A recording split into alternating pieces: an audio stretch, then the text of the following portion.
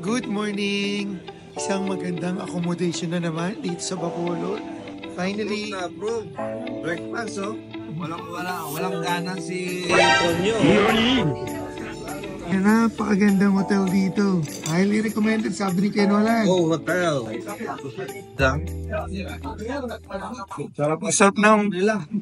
Masarap ng food namin. Tara, kain ta. Mas maganda ang omelette niya. Mas masabi rin ako. Ang laki ng omelette na sa mo. Tsaka di ka tatlong itlog. Tatlong itlog. Pwede pala yun. Ano? Doon yun ilagay. Kaya nga eh. Ang cost ng hotel namin dito is only 2,500 pesos overnight. Good for 2 persons with buffet breakfast. Ang sulit, di ba? Iba lasa ng sitaw dito. Iba kalidad nito. Kenolan. Ang sarap. Kung nakatikim ng sitaw na ganito yung lasa. Ano? Approve. Di ba? Hindi typical eh. Na lasang toyo. Ang sarap ng pagkain dito ha, in fairness ha. Tikman natin to sausage nila. Or franks yata to.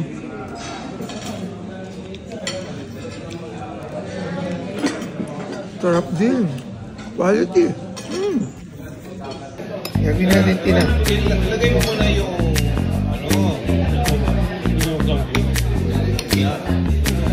Yan o. Sarap. Yan o. Wow.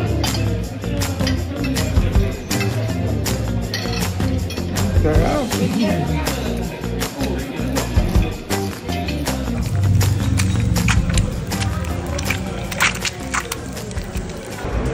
Ito pa na yung accommodation namin. Sorry, hindi ko na videoan.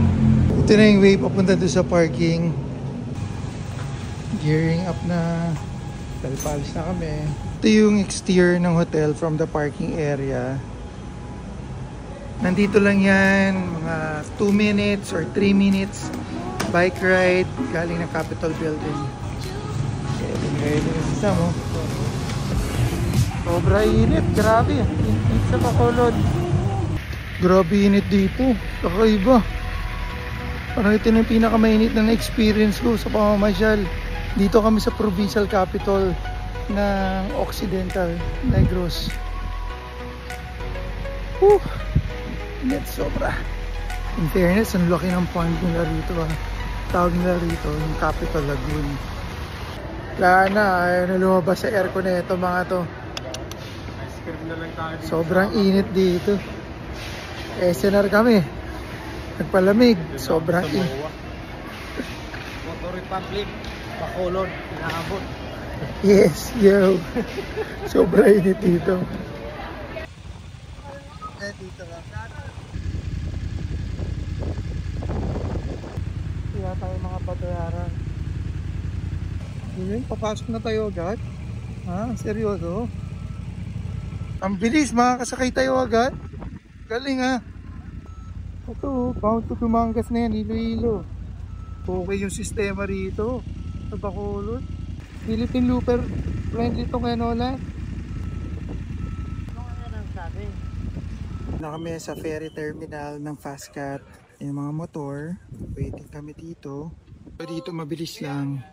Ganun pa rin, kuha ka ng ticket doon sa entrance. Tapos direkta ka na magbayad ng ticket dito sa Fastcat ticketing office.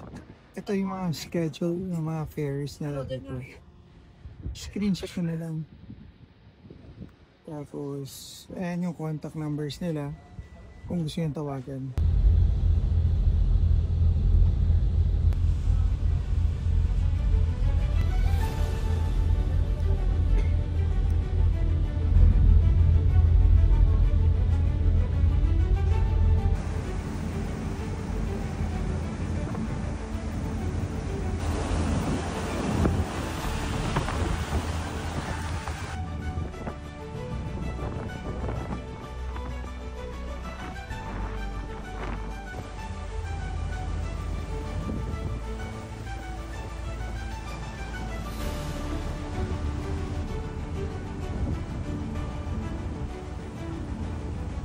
Pagbaba namin, Iloilo na.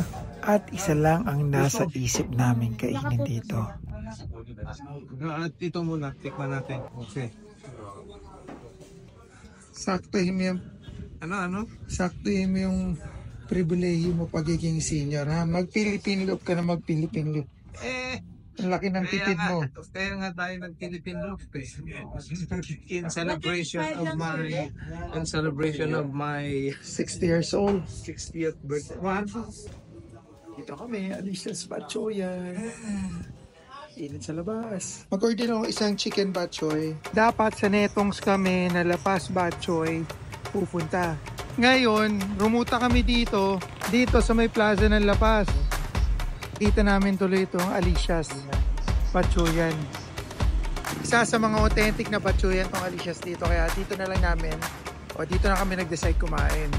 Plus air condition pa to dito. Kaya presko. Naka-order na ako. Pasok na tayo.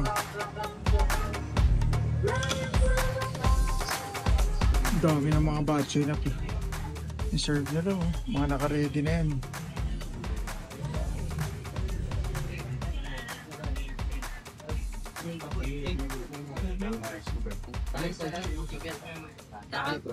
Labas natin ang katotohanan. Kanamit din oh. Kaya kung meron ako sila mag-bisaya. Namit. Kanamit din. Kain ang kain to. Yampay sarap. Yummy. Bakit gusto ko chicken? Kasi parang siya pakagawa try.